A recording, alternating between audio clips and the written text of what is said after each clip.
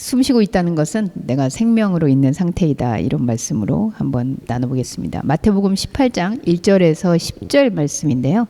제가 본문 여러분들께 먼저 읽어드리겠습니다. 그때 제자들이 예수께 나와 이르되 천국에서는 누가 크니이까? 예수께서 한 어린아이를 불러 그들 가운데 세우시고 이르시되 진실로 너희에게 이르노니 너희가 돌이켜 어린아이들과 같이 되지 아니하면 결단코 천국에 들어가지 못하리라. 그러므로 누구든지 이 어린아이와 같이 자기를 낮추는 사람이 천국에서 큰 자니라. 또 누구든지 내 이름으로 이런 어린아이 하나를 영접하면 곧 나를 영접함이니 누구든지 나를 믿는 이 작은 자 중 하나를 실족하게 하면 차라리 연자맷돌이 그 목에 달려서 깊은 바다에 빠뜨려지는 것이 나으니라. 실족하게 하는 일들이 있음으로 말미암아 세상에 화가 있도다. 실족하게 하는 일이 없을 수는 없으나 실족하게 하는 그 사람에게는 화가 있도다. 만일 네 손이나 네 발이 너를 범죄하게 하거든 찍어내버리라. 장애인이나 다리 저는 자로 영생에 들어가는 것이 두 손과 두 발을 가지고 영원한 불에 던져지는 것보다 나으니라. 만일 네 눈이 너를 범죄하게 하거든 빼어내버리라. 한 눈으로 영생에 들어가는 것이 두 눈을 가지고 지옥불에 던져지는 것보다 나으니라. 삼가 이 작은 자 중에 하나도 없인 여기지 말라. 너희에게 말하노니 그들의 천사들이 하늘에서 하늘에 계신 내 아버지의 얼굴을 항상 배움느니라. 아멘. 네, 이 성경 본문이 성경 본문이 제대로 읽어보면 이렇게 유쾌한 말씀이 거의 없어요. 특히 우리 예수님의 말씀은 제가 위로를 많이 받습니다. 저도 이제 사람들한테 첫인상도 그렇고 얘기를 하다 보면 참 까칠하다는 얘기 많이 듣는데요. 이 세상에 태어나서 까칠하기로 가장 갑은 예수님이 아닌가 그런 생각이 좀 들어요. 말을 하면 이렇게 한마디 하면 그냥 너무 세게 말을 하니까 말 붙이기가 어렵지 않았을까 그런 생각이 드는데 오늘 이렇게 세게 말씀하시는 내용이 과연 우리에게는 어떤 메시지로 전해질지 한번 여러분과 함께 연구해 보도록 하죠. 함께. 제자들의 관심은 우리도 그렇지만 한번 질문해볼까요? 요즘 우리 인선님 가장 머릿속에 맴돌고 있는 질문이 있다면 어떤 질문이십니까?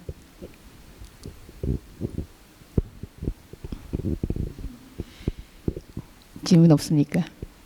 내 삶에 있어서 뭔 질문을?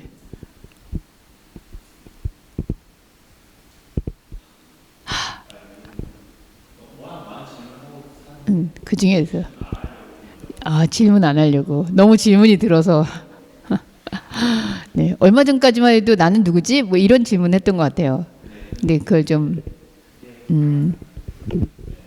아마 그 질문은 죽을 때까지 질문일 거예요. 그래서 그냥 내려놓는 질문. 우리 영현님, 네, 우리 영현님 그 외할아버지께서 지난 주간에 돌아가셔서 그래서 장례식 잘 했다라고 얘기 들었는데 어떻게 장례식에 다니면서 혹시 드는 질문은 나는 언제까지 사나? 요즘 하고 있는 질문은 뭡니까?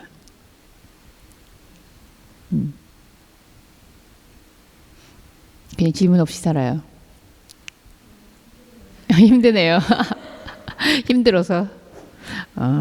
오케이. 우리 시킬까봐 지금 고개 다 숙이고 있는 거 봐. 지혜 씨. 요즘 드는 질문은 뭡니까?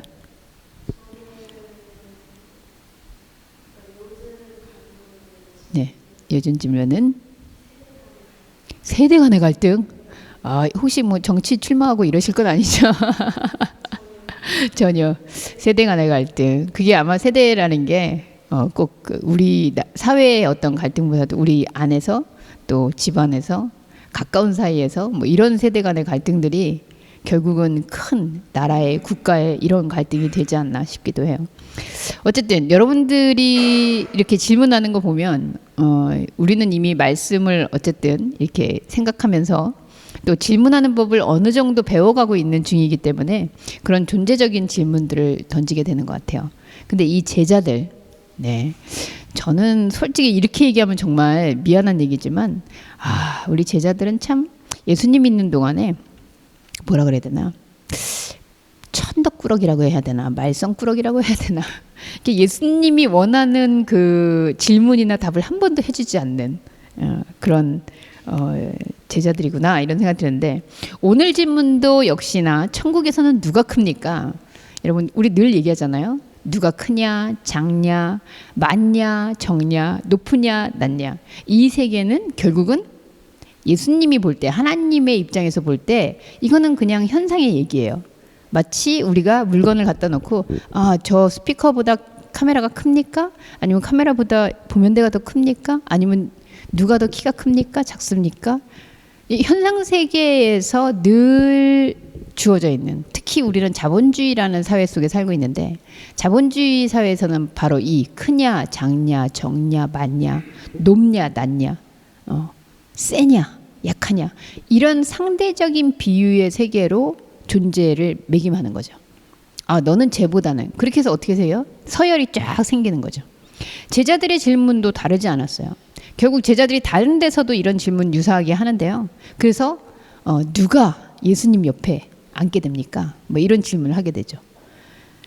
이런 상대적인 비교의 세계를 벗어나지 못하는 이 제자들에게 예수님께서 오늘도 또 한 버럭 하십니다. 그래서 한 어린이를 불러 그들 가운데 세우시고, 어린이가 가까이 있었던 것 같아요. 그러고 보면 참 예수님이 남녀노소를 아니면 누군가 업고 와서 듣고 있었을 수도 있겠으나 어쨌든 세우시고 이렇게 얘기합니다. 너희가 어린아이들과 같이 되지 아니하면 결단코 천국에 들어가지 못하리라. 여러분 천국에 들어가냐 안 들어가냐 지금 예수 믿는 사람들도 굉장히 큰 이슈예요. 그죠? 보통 여기 그렇죠. 우리 공익교회 성도님들은 아티교회나 동서말씀교회나 성도님들은 이미 천국이라는 개념이 들어간다 못 들어간다 뭐 이런 개념이 아니라는 걸 알고 있어서 그렇지만 이 세상에 종교 생활을 하고 있는 대부분의 사람들은 극락이냐 천국이냐 표현에 좀 그렇게 달라서 그렇지 궁극적으로 사후 세계에 내가 어디로 가느냐라는 것에 대한 일종의 보험처럼 종교를 선택하게 되죠. 자, 그래서 여기에서도 사실은 예수님은 아니 어린아이 같이 되지 않으면 천국에 들어가지 못한다. 이거를 만약에 현상으로 우리가 이해를 한다면 여러분 중에 우리 중에 가장 어린아이 같은 사람은 누굴까요? 뭐 동안으로 뽑아야 되나요? 어떻게 뽑아야 되나요? 우리 중에 가장 어린아이 같은 사람은 누구일까요? 디켓 씨? 네.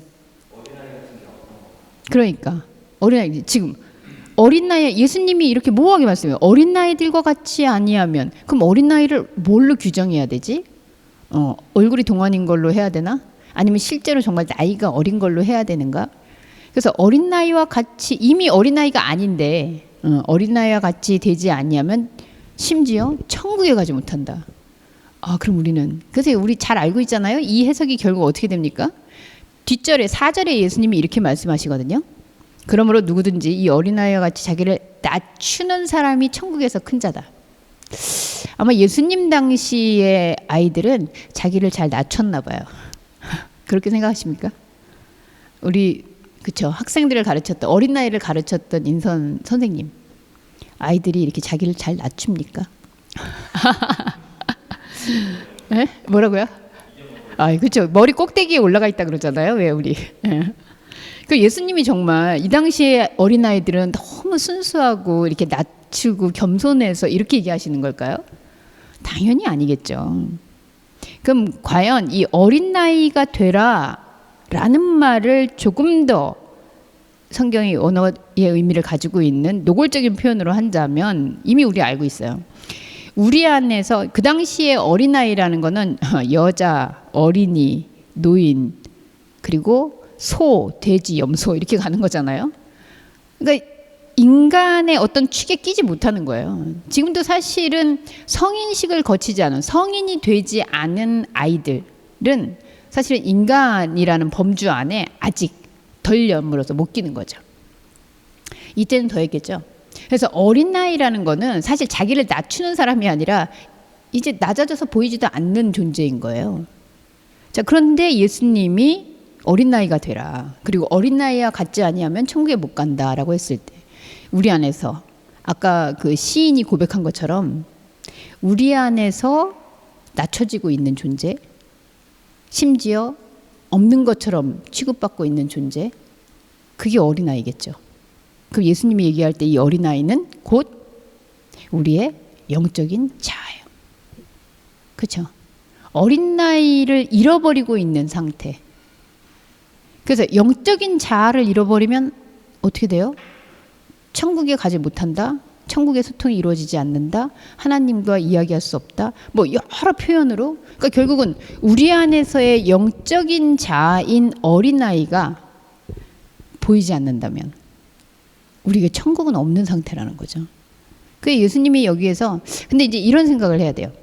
근데 예수님이 여기서 좀 더 나아가서 아주 너무 그 뭐라 그럴까요? 잔인하게 말씀하시는데, 자 5절에 우리가 그 얘기를 딱 들었어요. 아, 어린아이 같지 않으면 천국에 갈 수 없구나. 그럼 딱 현상으로 들었을 때 어떤 생각이 들까요? 아, 겸손해야겠구나. 내가 겸손해서 다른 사람보다 나는 늘 낮춰야 되겠구나. 아, 그래서 좌석을 앉을 때도 이렇게 어디 끝에 가서 앉아 있다가 아, 이렇게 나를 낮춰야지. 그리고 내가 높아지면 거기에서 아, 이 모든 영광은 하나님께입니다. 이러면서 나는 낮춰야지. 이런 생각을 자연스럽게 할 수 있단 말이에요. 예수님은 그걸 그냥 두지 않으세요. 어떻게 하느냐? 참 매정하시지만 5절. 또 누구든지 내 이름으로 이런 어린 나이 하나를 영접하면 곧 나를 영접함이니 누구든지 나를 믿는 이 작은 자 중에 하나를 실족하게 하면 차라리 연자맷돌이 그 목에 달려서 깊은 바다에 빠뜨려지는 것이 나으니라. 여러분 상상만 해도 끔찍하지 않습니까? 예, 그냥 물에 빠지는 것도 무서운데 연자맷돌을 걸고 물에 빠지는 게 어린 나이 이 소자 중 하나, 그러니까 소외된 그 하나를 잃어버리는 게 차라리 연자맷돌 목에 달고 깊은 물속에 빠지는 거가 낫다는 거예요. 이게 너무 잔인하잖아요. 이게 무슨 의미일까요? 아까 말씀드린 대로 우리가 아, 어린아이처럼 자기를 낮추지 않으면 천국에 못 간다 이렇게 얘기하면 아, 겸손해야지. 이 겸손은 어디에 있는 겸손일까요? 우리의 영적 자의 겸손일까요? 현상의 겸손이에요. 그래서 아, 내가 여기서 내 마음을 죽이고 아, 내가 저 사람 미워 죽겠지만 그래도 내가 마음을 낮추고 내려놓고 이래야지 하는 이 현상계에서의 겸손한 낮춰짐을 추구하려는 제자들을 저지하시는 거예요. 그거 아니다. 그러니까 첫 번째는 아, 내 안에 어린 나이를 지금 잃어버리고 있구나. 내 영적 자를 잃어버리고 있구나. 그런데 이 영적 자를 찾기 위해서 내가 그러면 아, 현상으로 또 뭔가 낮아지고 내가 교만하지 않고 더 헌신하고 내가 수고하고 이러면서 그거를 찾아가야겠구나 라고 생각하는 것도 막으시는 거예요. 그러니까 이것도 저것도 하지 말라는 거예요. 저처럼 뭐 하기 싫은 사람은 너무 좋은 메시지예요. 그런데 뭔가 해야 이루어진다고 생각하는 사람들은 되게 답답한 메시지예요. 어쩌라고? 그럼 낮추지도 않고 그럼 어떻게 어린아이가 된다는 거지? 그리고 심지어 지금 얘기하시죠? 작은 자 중 하나를 실족하게 하면 이라고 얘기하는데 7절에 보면 또 이렇게 얘기하세요. 실족하게 하는 일들이 있으므로 세상에 화가 있다. 그런데 실족하게 하는 일이 없을 수는 없다. 실족하게 하는 그 사람에게는 화가 있다. 아, 이러니까 또 어려워져요. 자, 실족이라는 말이 3번이나 반복되고 있는데 예수님은 지금 처음에 누가 큽니까 작습니까 이러면서 하나님의 나라의 세계를 현상에서 재고 있는 저울질하고 있는 제자들에게 그 상태가 실족한 상태라는 거예요. 그게 바로 어린 나이를 잃어버리고 있는 상태라는 거예요. 그래서 실족하게 하는 일이 없을 수 없다 이러니까 아, 실족해도 되는구나가 아니라 우리가 하나님의 나라의 세계, 비유라는 건 항상 천국의 비유와 연결되어 있거든요. 천국이라는 세계, 하나님의 영적인 세계를 계속 저울질하고 있는 상태가 바로 실족해 있는 상태예요. 그럼 실족을 안 하려면 어떻게 하지? 라는 거는 사실 제가 여러분들에게 비법을 알려드리기는 어려워요. 한 사람 한 사람마다 실족을 했냐 안 했냐 이 상태를 점검해 드리는 거 어렵습니다. 근데 실족을 안 한 상태에 나오는 결과는 제시해 드릴 수 있어요. 어떤 제시? 실족을 안 한 상태에서는 크냐 작냐 많냐 높냐를 안 따지게 돼요. 이해되세요? 내가 이유는 모르겠는데 어느 순간부터 내가 그런 걸 안 따지고 있는데 저 사람보다 내가 크냐? 아니면 내가 많이 했냐? 이런 거를 안 따지고 있는데 여러분 현상에서는 하셔야 돼요. 내가 가서 뭐 물건 사는데 적게 주셔도 되고 뭐 안 주셔도 되고 이런 건 아니잖아요. 그러니까 현상의 세계의 논리로 내가 더 이상 하나님의 나라의 세계를 이입해서 계속 계산하고 있지 않은 상태가 사실은 실족하지 않은 상태의 반영이겠죠. 그랬더니 예수님이 여기서 끝나지 않고요. 저는 이쯤에서 끝났어도 되게 센 발언이다 이런 생각이 드는데 여러분 8절부터는 8절 9절 더 한 말씀 하십니다. 우리 같이 읽어보죠. 시작. 만일 네 손이나 네 발이 너를 범죄하게 하거든 찍어내버리라. 장애인이나 다리 저는 자로 영생에 들어가는 것이 두 손과 두 발을 가지고 영원한 불에 던져지는 것보다 나으니라. 만일 내 눈이 너를 범죄하게 하거든 빼어내버리라. 한 눈으로 영생에 들어가는 것이 두 눈을 가지고 지옥불에 던져지는 것보다 나으니.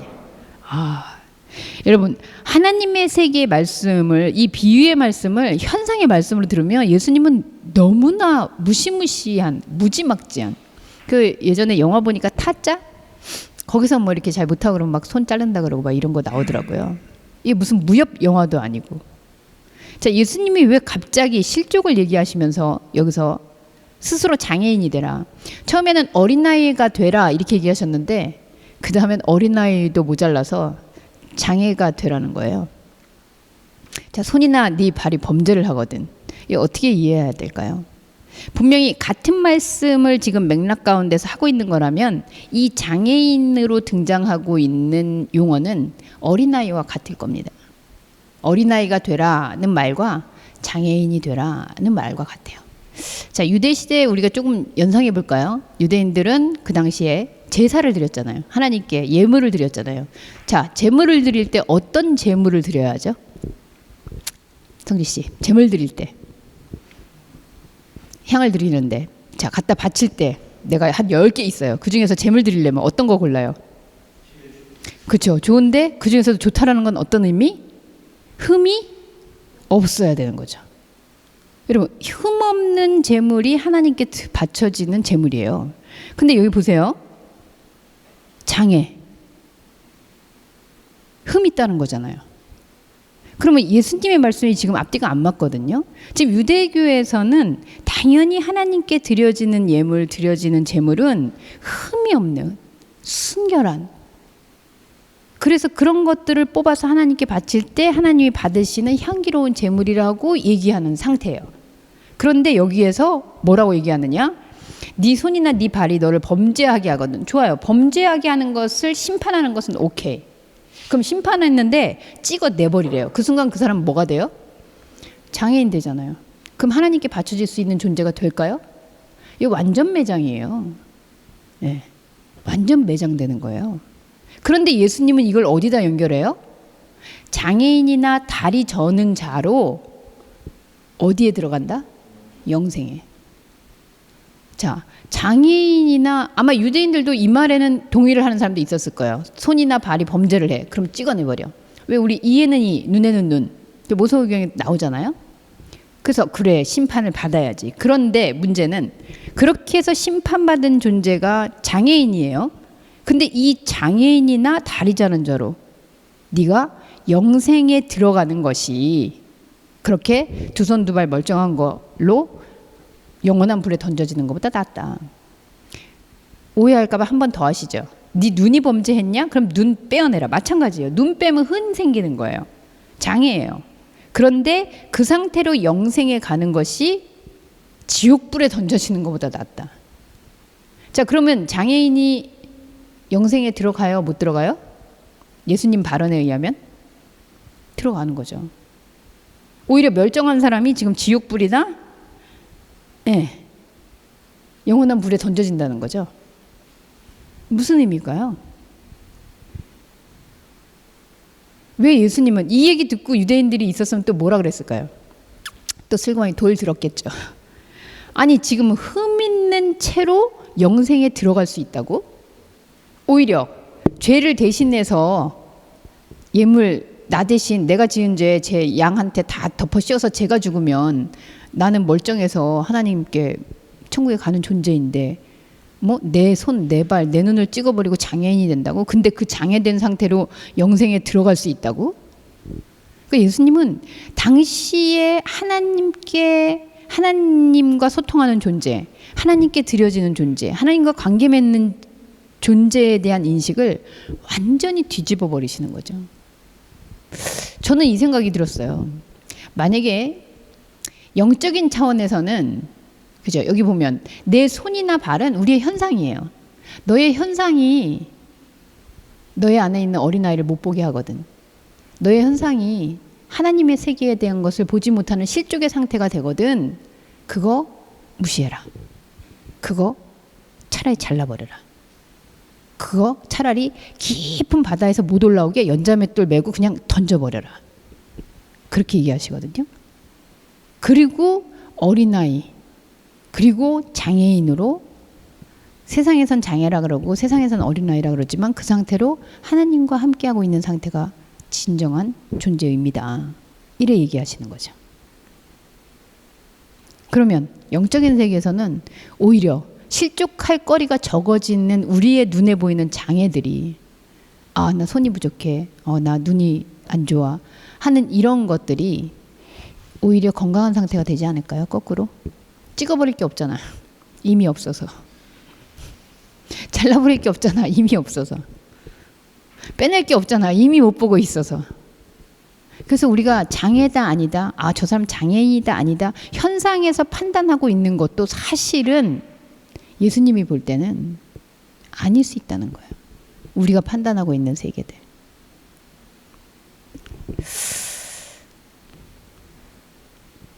결론적인 부분에서 10절에 이렇게 얘기하십니다. 3가 이 작은 자 중에 하나도 업신여기지 말라.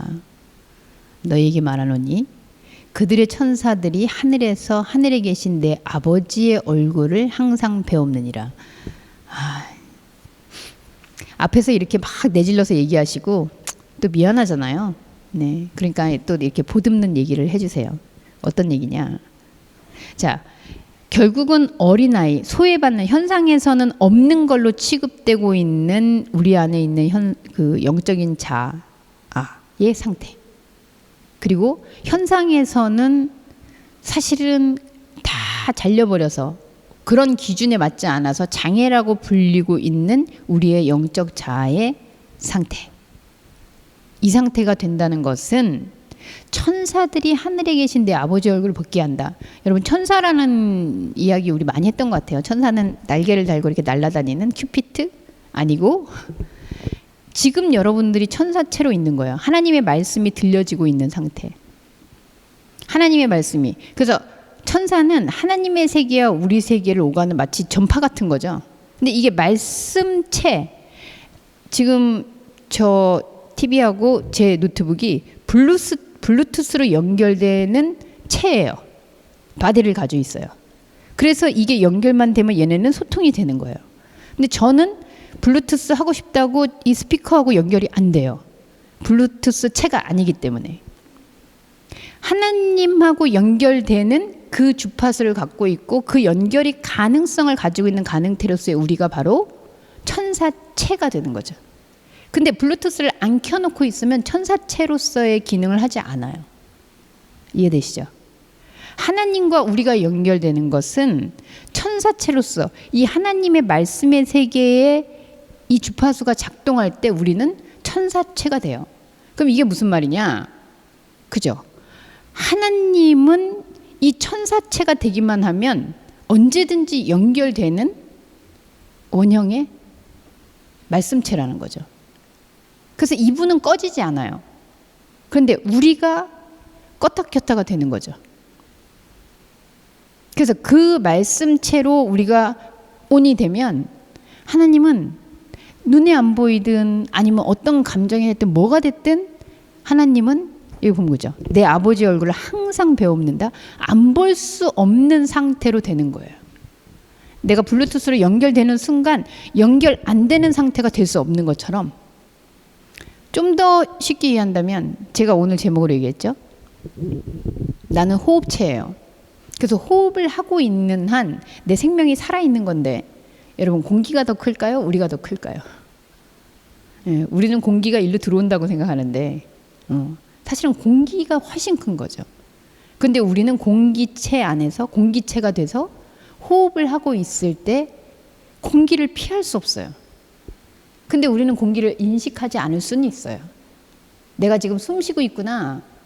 아, 내가 지금 호흡하고 있구나. 아, 공기가 여기 있구나를 생각하지 않고 대부분 살아요. 그렇잖아요? 나는 공기로 지금 숨을 쉬고 있어. 이런 거 여러분 일주일에 몇 번 생각하세요? 얼마나 생각하세요? 한 번도 생각 안 하는 거죠. 하나님만 해서 내가 숨 쉬고 있어? 여러분 적어도 우리 일요일마다 이걸 생각하잖아요. 내가 말씀체였지. 내가 하나님 안에서 숨 쉬는 존재였지. 그게 어린아이가 되는 순간인 거죠. 그게 하나님의 얼굴을 내가 피할 수 없는 거구나. 그 상태를 인식하는 거겠죠. 한 가지 제가 여기서 아까 그냥 슬쩍 지나갔는데 마음 상할까 봐. 그 5절에 보면 누구든지 내 이름으로 어린아이 하나를 영접한다 이렇게 얘기했거든요. 여기서 내 이름은 예수의 이름이잖아요. 여러분 기도도 우리 예수님의 이름으로 기도합니다 이러잖아요. 그럼 우리는 마치 예수님의 이름을 우리 그쵸 마미도 대표님을 대하는 비서로 일을 하고 있으니까 본인이 뭐 하고 싶지만 뭐 하려면 어떻게 누구한테 사인 받아요? 대표님한테. 그러면 대표님이 한 거예요? 본인이 한 거예요? 밖에서 보면 내가 다 했어. 근데 최종 사인이 없으면 그게 나갈 수가 없어. 그럼 이거 누가 한 거예요? 대표님. 억울하지만. 네. 어린아이를 영접하는데 내 이름이 아니고요. 예수의 이름으로 어린아이를 영접한대요. 자, 이게 잘못하면 예수님의 이름으로 아이를 사랑해야 돼. 예수님의 이름으로 뭘 해야 돼. 이렇게 오해할 수 있는데 그게 아니라 어린아이, 영적인 자아가 발견이 됐다라는 것은 우리 안에서 영적인 자아가 내가 영적 세계를 소외시키고 있었구나를 깨닫는다는 것은 바로 그게 우리 안에 그리스도가 발견되는 거예요. 이해되세요? 그러니까 내가 사라졌어, 내가 없어졌어, 나는 아무것도 안 했어, 혹은 예수님의 지시를 따라야 돼, 이게 아니라 영적인 자아가 내가 말씀체가 돼서 하나님의 말씀을 듣고 있어. 미안하지만 하나님 입장에서는 김인선, 소미야 마미 이런 걸 보는 게 아니라 김인선 안에 있는 그리스도, 그죠? 혜민 안에 있는 그리스도, 득현 안에 있는 그리스도. 그래서 하나님이 아까 우리 블루투스체라고 얘기했는데 우리 안에 있는 그리스도를 하나님은 계속 보고 있다는 거죠. 한 번만 더 설명해 볼게요. 전에도 얘기한 것 같아요. 반려견을 키운다. 네, 반려견. 혹시 반려견 키우시는 분 우리 중에는 없나요? 있어요. 반려묘? 반려견 키워요? 견 키워요. 자, 혜민이는 반려견 걔하고 이렇게 좀 소통하시죠? 그죠? 막 앉으라면 앉고 그러면 잘했어 막 먹을 거 주고 막. 그럼 막 개하고 소통하면 내가 개가 돼요? 아니요. 그러면 개가 사람의 말을 알아듣는 거죠. 그러니까 개한테도 사람체가 있어요. 사람하고 소통하는 그 어떤 속성이 개한테도 있다는 거예요. 고양이한테도 있어요. 그래서 우리는 그 부분을 계속 같이 교감하면 사람처럼 같이, 그래서 그게 발달하면 발달하는 개일수록 사람하고 훨씬 더 소통을 많이 하는 거죠. 하나님이 인간을 대할 때 하나님이 우린 성육신 막 이러니까 인간 되고 싶어서 그런 걸까요? 인간 안에 있는 하나님체, 그리스도체, 말씀체를 끄집어내서 본인하고의 소통 영역을 점점 더 넓히시는 거죠. 하나님은 그래서 우리를 키우시지 않을까요? 우리가 개가 되기 위해서 개를 키우는 게 아니라면. 우리 안에 있는 이 말씀체라는 그 안에 결국은 그리스도라고 불리는 인선 그리스도, 영현 그리스도, 지혜 그리스도, 우리 안에 있는 그리스도를 끊임없이 발견하는 거죠. 그래서 그 얼굴이 항상 노출되어 있는 상태가 우리는 어린아이의 상태고요. 그리고 현상에서 내가 잘하냐 못하냐, 범죄했냐 안 했냐 이러면서 계산하지 않는 장애의 상태라고, 현상에선 장애라 부르지만 하나님에게 있어서는 그리스도와 불리는, 예수로 불리는 상태가 된다는 거예요. 그 상태가 바로 우리가 이 땅에 살고 있는 이유라는 거죠. 정리해 볼게요. 여기서 누가 더 큽니까 작습니까? 현상 세계에서 천국을 찾고 있는 제자들에게 예수님은 어김없이 동일하게 말씀하십니다. 너희가 이렇게 크고 작고를 따지는 상대적인 세계에서는 천국은 없다. 그 천국은 그런 것들이 헤아려지지 않는 어린아이, 그런 것들을 헤아릴 수도 없는 장애인, 그 상태에서 볼 수 있게 되는 세계다. 근데 그걸 어떻게 알 수 있냐? 내가 어떻게 노력해야 되는지가 아니라, 네, 여러분들은 살아있기 위해서 뭘 하세요? 숨만 쉬면 되는 거예요. 호흡하면 되는 거예요. 그럼 호흡하고 있는 상태를 우리는 아, 생명이구나 이렇게 이야기해요.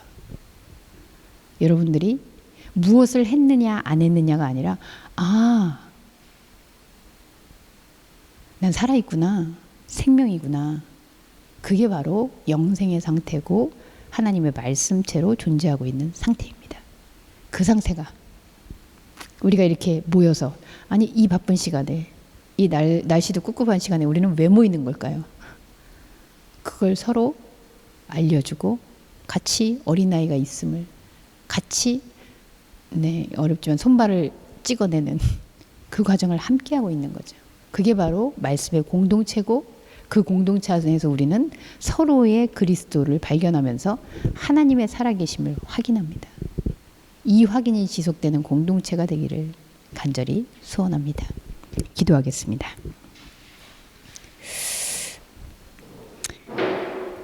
하나님, 우리는 내 손에 무언가가 쥐어졌는가, 내가 또 어디에서 사는가, 내가 무엇을 하고 있는가, 더 큰 일을 하나 작은 일을 하나, 더 높은 데로 올라가나 높은 데로 올라가지 못하나, 남보다 더 많이 가졌나, 이런 것들을 복이라고 이야기합니다. 그런데 주님은 너무도 야박하게 그게 복이 아니라 화라고 얘기하십니다. 너희 안에 소외되고 있는, 그리고 아니 너희가 보고 싶어 하지 않는 어린아이, 그리고 세상이 장애라고 놀릴 수도 있는 현상의 부족함 혹은 단절, 이 세계로 들어오지 않으면 영생이 없다. 이렇게 간곡하게 말씀하시는 그리스도의 말씀이 우리에게 들리기를 원합니다. 그래서 주님과 내가 함께 소통할 수 있는 그 기쁨의 상태가 우리에게 지속되는 인생이기를 소망합니다. 주님께서 우리를 이끌어 주옵소서. 예수님의 이름으로 기도합니다. 아멘.